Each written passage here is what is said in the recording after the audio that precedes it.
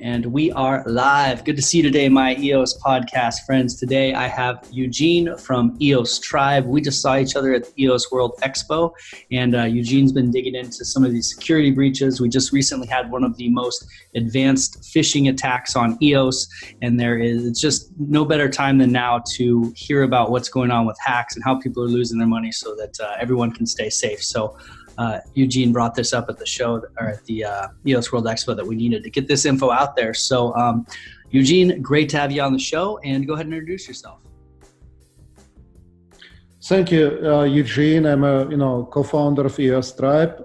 We from the very beginning of EOS community, we were part of EOS community working on the mainnet launch. Participated in kind of formulating security standards, for BP, and have been active in the community as a BP, as well as contributing development and different tools for different operations for BP and also for end users. Well, great to have you back on the show. I think this may be the third or even fourth time I've had you on the show. So it's a pleasure to have you back. And, interestingly enough, one of the first times that I talked to you was during the mainnet launch. They were considering launching with some faulty code that could have been, opened up the mainnet for some big attacks. And you were part of redirecting that. So good to have you on here again, talking about things that are of big importance to the chain. So what was it that spurred you to want to get this message out about how for people to keep their EOS safe? Yes, we have seen a number of attacks and phishing attacks in particular on EOS. Unfortunately, some token holders have lost value, unfortunately, and the amount of hacks and money stolen that we are talking about are in the order of millions, unfortunately.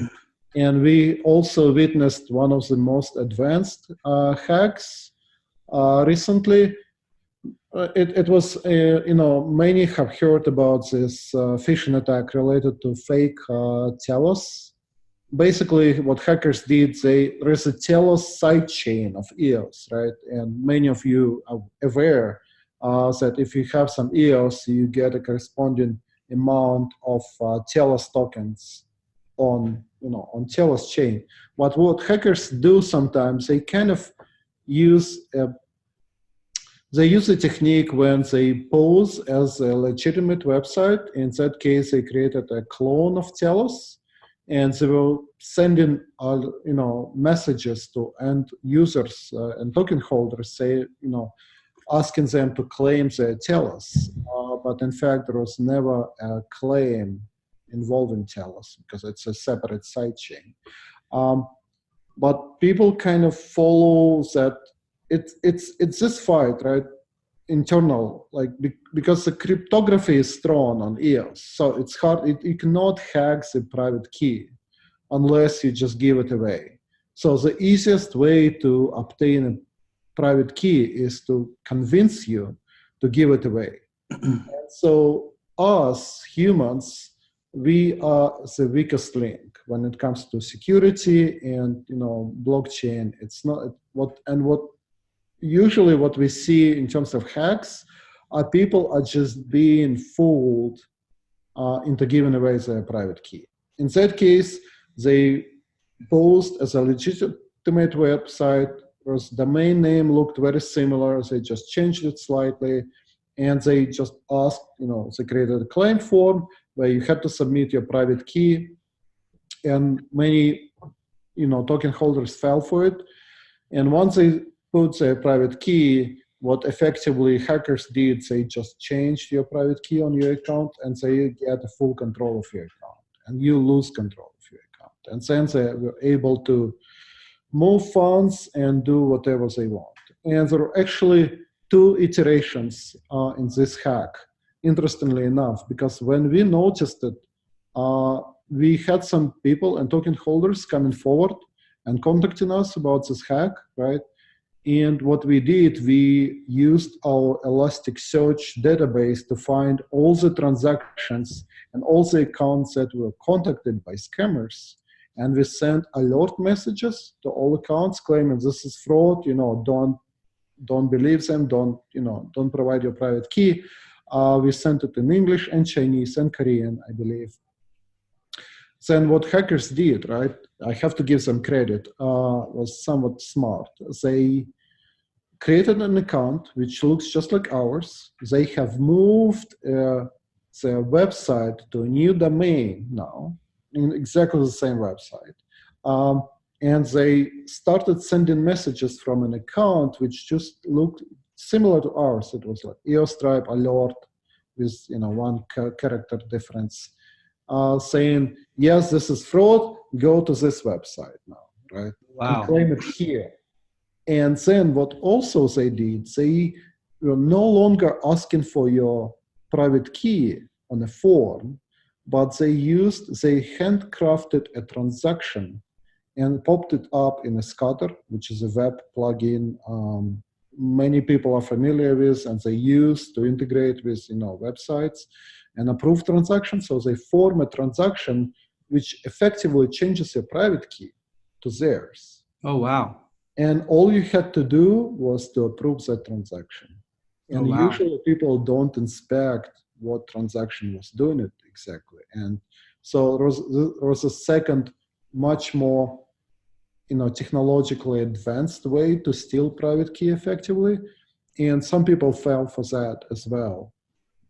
So what that transaction say in it? Because I know that Scatter, those transactions, when you inspect them, I mean, they are semi-human readable. Was there a clue in there that someone that's not techie could have seen? Or do you know what it said? I don't have an example in front of me. By the time I was recording my podcast, my video, the website was already taken down. Mm-hmm.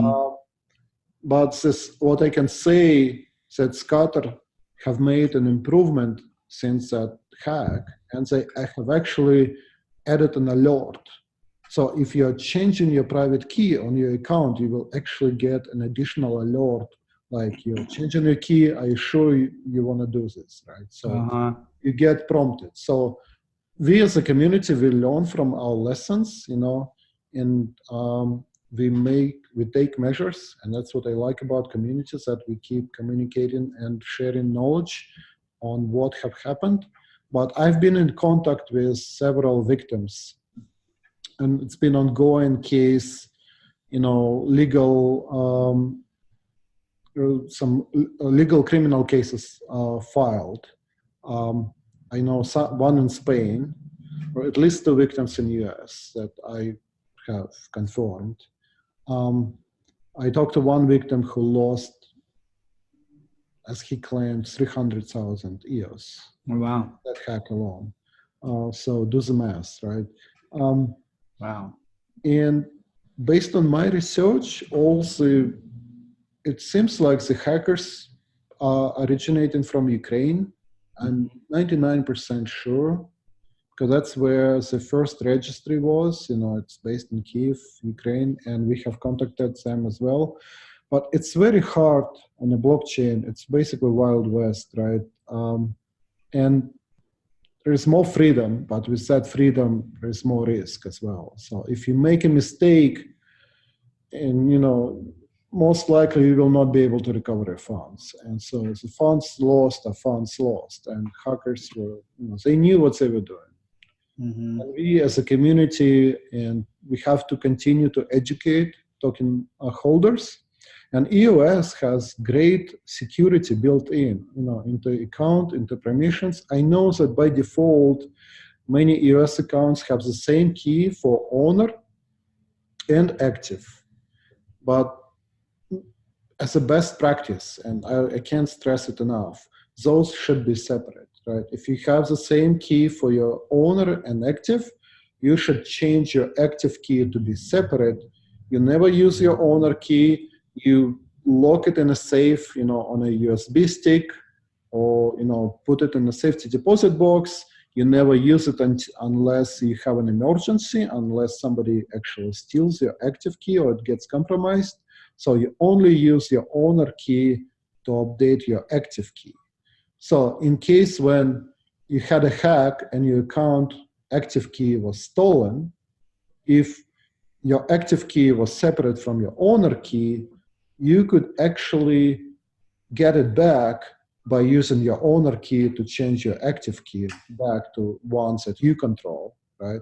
And if there's the same, you don't have that flexibility, you don't have that, ability to change it. And even though if hackers steal your funds from your account, you can at least get your account back. You can get it, under your control. So in that scenario, we're talking about the reason the active key can basically do everything except for change the owner key. Correct. And the owner key can do everything the active key can do, but the owner key can actually update, can change the active key. So you can take power back from someone if they've taken your account. So the ultimate security then would be to have your EOS staked and have an alert from something like EOS Authority, because hypothetically, what would happen is if your active key was compromised, you'd see someone unstake your tokens, and you'd have 3 days. Hopefully, you'd catch it. Exactly. Yeah, hopefully you'd catch it with your alert. Mm-hmm. That's the best practice. Have most of your EOS locked and staked. Mm-hmm. Keep your owner key offline in cold storage, whichever way you prefer. Use your active key in a daily transactions. Mm-hmm. And if you have any suspicions that your active key is compromised, you can go and fetch your owner key and change your active key. And that is just the best practice. And so we at EOS Tribe, we were busy, doing some development. This crypto winter, that's what I call, our crypto winter corresponded with the real winter. And currently we are launching iPhone wallet. I just would like to briefly mention about it because, we spent significant, effort in developing it, making it really user-friendly, having built-in security. We have implemented, secure cryptographic encryption built in. It's a native wallet for iPhone, written in Swift. So we are just in the process of releasing it. It's already available on test flight, but we plan to use it as a platform going forward for building kind of almost like a password, like a last pass for blockchain, to keep your keys, not just, we believe we have a solution for a security. And the idea is basically distributing your private key. So never keeping your whole private key in your wallet, if it's compromised, but actually breaking it into pieces. And we have a technology that allows you to sign transactions using just the fragments of private key and doing it in parallel. And those can be distributed. Some can be on a cloud, some can be on your device, but never we assemble that private key as one piece. So by doing this, we actually remove ability for hackers to steal, because there is nothing to steal. So private key is never assembled together. So, we are working on some solutions because we believe solving this private key management and security will be a big step forward for, increasing adoption. Because there is a lot of hesitance among just regular people who comes on blockchain. They see a lot of risk associated with managing your own account and private keys. And, rightfully so, we have plenty of examples why, and people who are not technically savvy, they're somewhat hesitant, right? They trust maybe exchanges to hold their cryptos for them rather than managing private key. And if we make it secure and transparent and bulletproof and hacker-proof, we can have more adoption. So with your wallet that you're saying hoping to be like LastPass for, so we'll be able to store our keys securely. Now, what would a hacker, hypothetically speaking, what would a hacker have to do to piece together that key? How is that, even if it's not possible, what makes it not possible? Can you explain a little bit more about that? So the idea is at a high level, we would keep, and this is just work in progress, right? Like currently we just keep encrypted private key on your device in a wallet, just like any other wallet would do. But for a next release that we are working on, we have a technology where we can break your key into fragments and keep just one fragment on your device. And this is optional. You can choose to use this technology or not, right?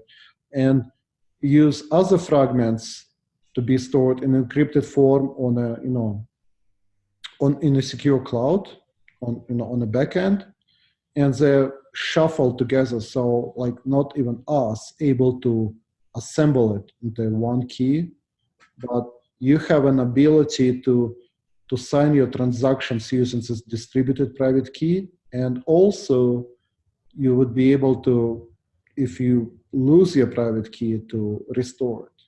The idea is not to get it done, not just for EOS, but create a universal LastPass for any private key for any blockchain. So if you have Bitcoin private key or Ethereum, you would be able to back it up effectively.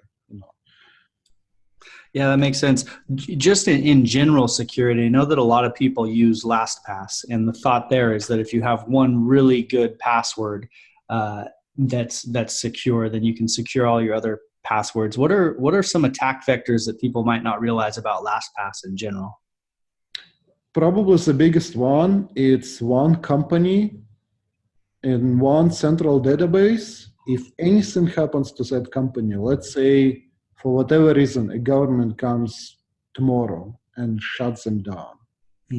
Maybe your data is not compromised, but you don't have access to it. It's gone. Yeah. So if there's people out there that if you're storing your private keys just in LastPass, for example, then you're taking a risk of if LastPass goes down, your private keys disappear. So maybe your money won't get stolen, but you could lose it. Yeah. So effectively, we are looking for ways to store it securely in a distributed manner and not centralized. So you have an ability to recover it, but it cannot be compromised. That's an ideal solution. Yeah. I actually got hacked it was about a year ago now, but like you were saying, the human attack vector is the one that you can't really do much about. So you have to, on your end, you have to be really careful. I got SIM attacked.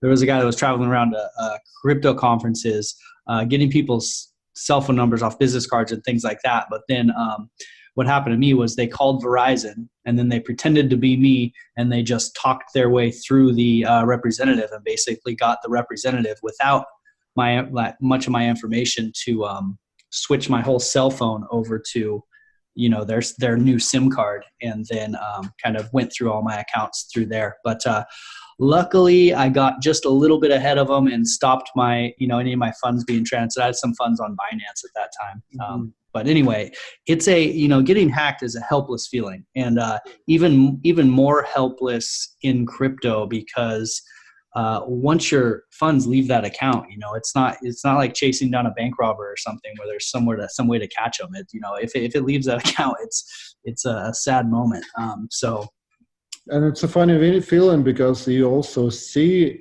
you see all the transactions, you see where they're going. It's all on a blockchain, fully transparent, but you just don't know who stands behind it, right? So it's definitely important. It's something to put in a lot of work on the front end so you don't have that, because once you get hacked, there's just all these thoughts of things that you should have done already, so it's important for people to get that message. If you're somehow not secure, if you don't have your owner and active key separate, if you have your keys stored on your computer, if you don't have them printed out and saved. I have mine printed out and saved somewhere safe. I think that's for me that feels the best. All those precautions need to be taken. So what other big mistakes do you see people make, or what other big red flags are there for people's security? Well, sometimes it's not just hackers, but often it's just information lost. So, for example, just as a warning, if all your private keys are on the same machine, maybe on your laptop, right?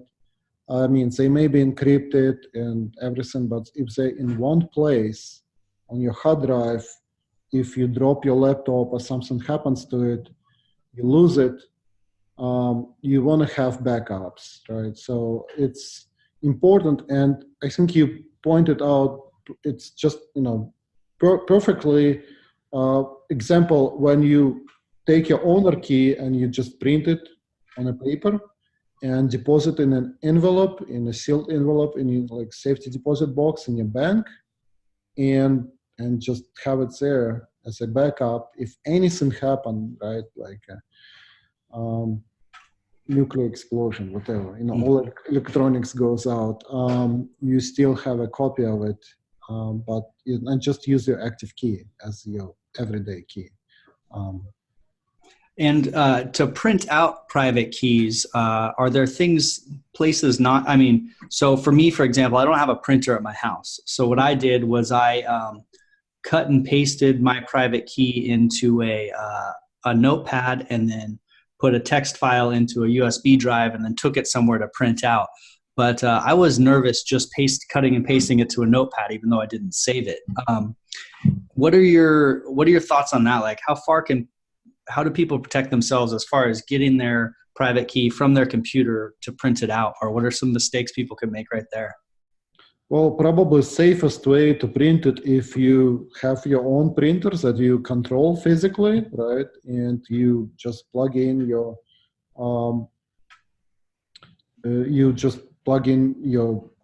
cable and print it out directly from your computer. It's probably the safest way, because if you go to like FedEx, etc., you don't know if they keep a cache of lost print jobs, etc., and somebody will see it, or it's always a risk, right? So just keep it as isolated from the rest of the world as you can possibly do. And it's kind of common sense. It's like having your master key for your home, which opens every single door. Mm-hmm.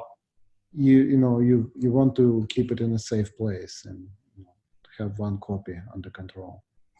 Yeah, that makes sense. What do you think about using like throwaway accounts? That seems to be the thing that makes me not throwaway accounts, but just I have multiple EOS accounts and I use them for like games and things like that, and they have a minimal amount of EOS in them, and that seems to make me feel the safest. I have my account with the majority of my EOS in it, and it doesn't come online for anything except to just get.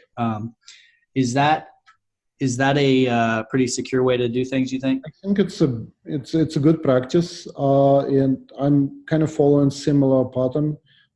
This way you limit your risk. You only keep a limited amount of EOS on your accounts that you use, so you only risk just a small amount, so you don't use a big account. That's kind of that's a good approach. I've also heard of people splitting their main account up into maybe 5 or 6 different main accounts to diversify themselves. That seems, I don't know. That seems like to me that maybe more chance of losing one of them, and I don't know. But what have you heard of people doing that, or what do you think about that? Are you talking about like a multi-sig, creating a multi-sig? No, having multiple, like if say you had 100 EOS, and so you split it up into 5 accounts with 20 EOS in each account. That way, if you did lose an account, it's not all in one place. It's it's probably going a little bit overboard. I would not worry too much about risking 100 EOS in one account. It gets 100,000, yeah. Like if it was 100,000, that would be a separate topic. Mm-hmm. But it's each account in EOS. It requires some maintenance. You need to stake certain amount for resources. You need to buy RAMs, so they're operational. So it involves certain maintenance steps. So you want to keep it under control, kind of keep a number of accounts that you can manage. Something I wanted to mention: EOS New York is coming out with hardware wallets that I'm personally excited about. I think it's a big step forward in terms of security and adoption for end users. And so I'll be looking forward to seeing it as well. So just wanted to mention it to the community. Yeah, the Metro, that's great to see them coming out with that. That'll be huge. Absolutely. Yeah, because I use a Ledger Nano S myself, but I'm excited to try Metro. It seems to be much more usability friendly, because the Ledger is not as trivial to use, to sign transactions, as many people are aware. Yeah, absolutely. What do you think of so that's what you use right now. What do you use for phone wallets until yours comes out? What do you think the most secure phone wallet is right now? So I like Meet1 wallet. Probably was one of my favorite. Our wallet is, I don't really compare like Meet1 versus wallets that we are releasing, because Meet1 is somewhat designed differently. It's designed more towards using of different dApps, and it's great for that. So I really like it. You can still manage your account. We designed our wallet to be basically like a traditional Apple, very streamlined, just providing tools you need to manage your account. So for example, you can see balances of all your tokens. We support EOS, Verbly, Telos, and BOSS, all 4 chains. We might add Meet1, but they already have a great wallet. Then you can unstake, you can vote for block producers, which actually I don't see very much in other wallets for whatever reasons, but I believe voting is important. And we should, put this tool into end user token, token holders' hands, because we always complain about people not being very active in voting, but then we need to provide them with great tools to use it. Once you have it many people are afraid to vote. Many people are kind of hesitant to use a web wallet, even though I believe Scatter is great and it is secure, but many people are still kind of hesitant to use a web wallet. So people are much more accepting to use a wallet which is on their device and they control it physically, right? The key is stored, encrypted on a device. It never leaves the device. So you can vote. You can also, obviously send transfers. And we also have Chintai built in. So that's the only dApps that we support in our wallet is Chintai leasing, because I believe it's important for end users. They don't want to just hold EOS. They want to make money and interest. And Chintai is my favorite dApp, so we wanted to support it in our wallet. And you are able to lease it directly from your wallet without going on a website and using it. Yeah, Shintai is fantastic for sure. What do you think of, we got the Rex coming up and Rex staking. What do you think the fundamental differences for people between Rex and Shintai are? I'm excited about Rex. It still remains to be seen what dynamics will be, but I'm all for competition, right? So I see Chintai and Rex both solving the same problem of renting resources and people token holders making interest on on their tokens. So it remains to be seen. I'm excited about Rex. It will be a great resource for the community, and we will see how it develops. I think it will be good. Yeah, I'm really excited to see too, and I guess that's I was hoping you knew what the differences were, but it does remain to be seen. That's one of the things I'm really excited about to see, kind of what the tokenomics are like, how much one of the things about Rex is they're talking about having some of the funds from other places filtered into Rex, so maybe give some decent returns there. So and the possibility of being able to control your keys or have your EOS staked and lease it out is really interesting to me, because I'm nervous to not have my EOS staked. So we'll see how that pans out. But I think it will make resources less expensive. Maybe both Chintai and Rex users will be making less interest. That's just economics 101, right? More supply, cheaper the price. So we will probably make less in interest than we used to just using Chintai, but it will benefit ultimately dApps developers because it will make resources cheaper for dApps. And I'm all for supporting more dApps on EOS blockchain because ultimately it will increase the value of EOS through more, participation and users coming on chain. Yeah, that's true. If you play that a little further, if the resources are cheaper for the dApps to build with, then we keep more dApps possibly on the main chain as well, which is a nice benefit for the token. Until we see how things play out with IBC and things like that. But a lot of projects the bigger projects have built their own side chains, like Wax and Eva, and just off the top of my head, a couple that have built their own side chain just because it's so resource intensive, and actually, sister chains they've built. So yeah, it'll slow that down if resources become abundant. So it all benefits itself.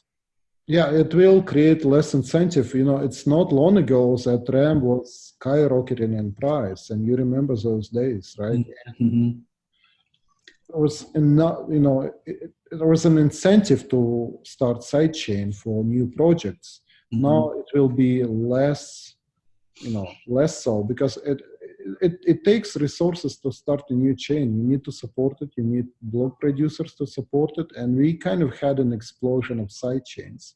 I mean, they're all great, and they solve the kind of variations of EOS.io code and different rules. So I like those as kind of as an evolution, but we kind of want to control it. We don't want it to get out of hand in terms of only. We, as a block producer, we currently support, besides EOS, we support 4 side chains currently. Mm-hmm. And we are onboarding 2 more, but there are only so many we can support. So just an infrastructure. So, I mean, I like there is less incentive for side chains. And so we don't have this erosion of value, right? We want to have more dApps coming on EOS and value of EOS grow as a main kind of root chain, so to speak. Mm-hmm. So I like the evolution that we're going through so far.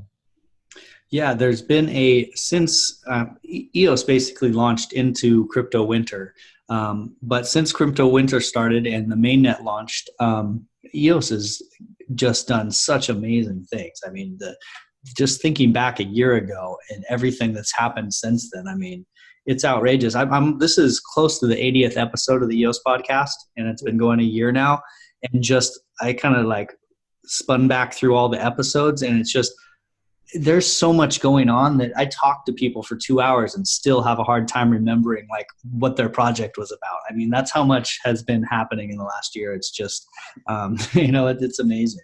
I'm no longer able to keep up with all the projects that are happening on EOS and all the different sister chains. And it's probably a good sign, and we are busy with our own projects. And if we are not able to keep up with all the projects, it means there are so many of them. And there is really an explosion of dApps. And the last EOS World Expo at San Francisco was a good demonstration of how many projects I have learned about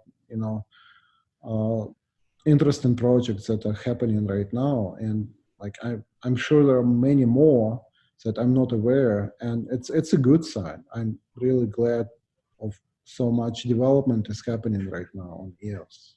Yeah. What are you guys working on at EOS Tribe? It sounds like you're working on the wallet, like an Apple style wallet. What is that the main focus right now, or what else you have going on? So we are trying to push it out to Apple Store. It's a challenge, to say at least, to push it through. So Apple had us to jump through hoops, but hopefully by end of this month we will get listed.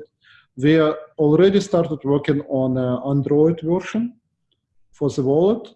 We are developing, we have Elasticsearch clusters that we support that has entire history, from every single transaction that have happened on EOS blockchain from day one. And we have a full index. We provide history API, both V2 and V1 and V2. There are two versions now. And it's not just for EOS. We also support verbally history, Telos, and BOSS, and we'll probably support more down the road. We are building a search engine, kind of like a Google. It's effectively a free text search over entire EOS history. So we will be announcing it shortly. It's development is ongoing. Another project that we are working on is financial reporting for taxes. That's kind of very important as well. So using a history, transaction history, you can generate for a given account basically all the incoming and outgoing transactions, and you can do a financial statement for a time period, like a year or a quarter, of what your basically income is, right? And EOS, and match it to a market price. So we're working on that as well. And the biggest project of all that we are working on is a key management solution. Mm-hmm. Private key. And we're collaborating with one security company that is based in Israel that has a solution for private key fragmentation and encryption. So we are kind of in the early stages of that, but that's probably our biggest project. That's that key management is huge. I can't wait for that. That'll be that'll make a lot of people rest easy for sure. And that's one of the big hurdles to adoption right now, as everyone knows. You talked about the search engine so that you could search the text on the blockchain. What's a really common use case, or what do you think people use that for? So I personally used it to find, when I did a research for all that fake Telos transactions, right? Mm-hmm. I just did a free text search over Elastic cluster to find all the transactions that they have sent, and find all the recipients, and then collect them in a list, and then contact them and let them know that this is a scam and you should not follow the link. And there are many use cases. So you can basically effectively search over memo field and do different research. So what did you search in the memo field? You just searched the keywords from the memo they were sending out? You can search for keywords. You can do your research. You can search for whatever you like.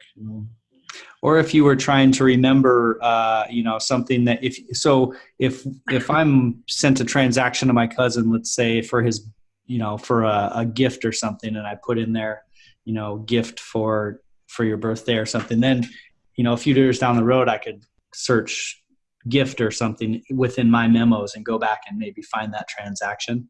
Yeah. And down the road, we can even support like hashtags. Mm-hmm. Kind of like a Twitter type, and set up alerts, or maybe on different dApps when they make announcements, or you can follow on updates. There are lots of applications where we could use it, and we have a data available. So we're just trying to make a best use of it. Interesting. Make it useful for community as well. Yeah, there's so many little tools like that people don't realize how important they are, but when they start using them, they just become second nature. And it's like there's so many little parts like that are being built that people don't even realize need to be built. But everything needs to be built. Yeah. So our approach is very simple, right? We don't want to build another block explorer. We have very good ones already and several to choose from. We just want to build something very simple like Google, one field, free text search, kind of like I feel lucky button and Yeah, that's cool. And the tax reporting, that's cool too, because that's so time consuming. I mean, talk about like taking a load off people's plate, having to look at all the ins and outs. I mean, a lot of people just end up guessing because that don't want to deal with the transactions. They say, okay, so. I will tell you that, have been completed our own taxes. It was a challenge, right? It was very challenging and time consuming to do it manually. I cannot imagine for somebody like a DAP who receives thousands of transactions every day, going back full year and reporting all of those, would it be, whatever application would it be? It's a challenge. So, and there is a real demand. There's a real demand. And if you get it wrong, trust me, over time, the government and IRS, they will catch up with you because that information is public. They will figure out a way to capture it, analyze it, generate their own reports. And if your report does not match with theirs, they're still playing a catch up, but eventually they will. And it's better to be, more precise and give them less chances, less reasons to go after you, right? Nobody likes audit. Yeah, absolutely. That's another thing that you want to be on the front end of, because you imagine, 5 years down the road, when this has all been around and it's more common and they know how to search it, like you're saying, it's really easy to go back, run it through a search, and then come, ask you for your records. So, yeah. So one thing that you mentioned when we were talking about security was Multi-Sig. Is Multi-Sig something that where would you suggest using Multi-Sig, or when? So Multi-Sig is great for dApps. When you have a distributed app and you have an account control in it, you ideally want to have a Multi-Sig, multi-parties control in it, so that update is not straightforward. I would not recommend Multi-Sig for just regular token holders. It's much more challenging to control, and it involves multiple parties, right? It depends on use case, but effectively, when you have a Multi-Sig of 3, 5, or more keys, it takes a majority, and you can specify it, how many you need to execute a transaction. So all of those parties have to sign transaction before this takes effect. That's what Multi-Sig is. There are very few tools available besides just core Cleos for just that are user friendly. So it still remains to be very technically challenging. Not challenging. It's just technically involved. That I would not recommend for regular token holders. Just following basic security, owner, active private key, maybe even going as far as setting keys for particular actions, would be a good security if you're just a one person controlling one account. But a Multi-Sig is more like for businesses. Great. So we talked about a lot as far as the security goes. Is there any other hacks that have happened that people should be aware of? Is there any other security measures they should be taking, or anything we kind of didn't dig into as far as security goes? just advice to token holders: just stay vigilant. Really be careful with your private key. Never provide it. Sometimes it becomes tempting, especially when they hand like a kind of like a gift they give you, a value. So it's like fighting inside greed versus being cautious. Mm-hmm. That's the end goal, is to entice you into taking that risk for a hope that you get value for taking that risk. But what happens that you actually lose rather than gain value. So just being careful and vigilant, following best practices when it comes to security and key management should keep you far away from danger or risk of losing your funds. Yeah. And for me, for people listening, what I do that helps me kind of get over that, I never put my private key for my main account in anything. That's its own thing. And then I have my account, my human readable account, mrhappymoney, that I use just to play dApps and experiment. There's just, only a little bit of EOS in there, amount that I wouldn't want to lose, but I wouldn't die if I lost it, so then I go, so that kind of fills that psychological need for me to experiment and, try to gain rewards and play with the EOS blockchain pretty freely with not too much at risk. I kind of have mrhappymoney is a little bit more, I'm still really careful with it, but not as careful as I am with my main account. So if you have that need to play with a blockchain, make sure you're doing it with like a account that you don't mind, that you don't mind risking. That's what I would say for sure. So we've hammered security. Let's talk about June. What do you think? What do you think Block One's got coming for us in June? What's your Block One prediction? Yeah, it's really all speculation at this point. And actually, I talked to a really good guy at Block One that I know personally, and I was trying to kind of pull that information out of him. He would not give it away. He promised it's going to be good, but my personal speculation, again, take it as that. It's just a guess. It may has something to do with Apple, based on rumors. Maybe some partnership. Remains to be seen. I think it's going to be a big announcement. Nobody knows. My guess, maybe something related to Apple. Cool. That will, have a positive impact on EOS value, I believe.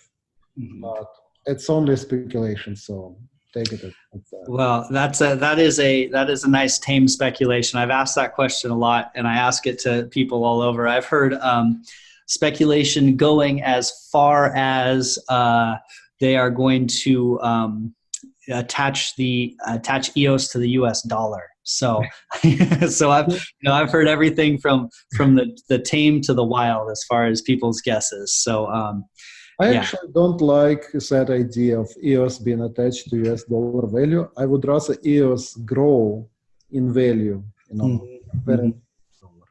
Yeah. I mean, I think people get pretty ambitious with their want to end the Fed, so they're looking for angles. This is fun, and I appreciate you coming on again, Eugene. And it's good for people to hear about security. It's good for people just to continue to get it, repeated, the different ways to stay secure, because that's the most important thing we can do right now. It is the Wild West. It's getting a little bit more gentle out there, but it is still a really rough and tumble cryptocurrency environment, and people will take your money and not feel bad about it at all. So stick out, you do the work on the front end.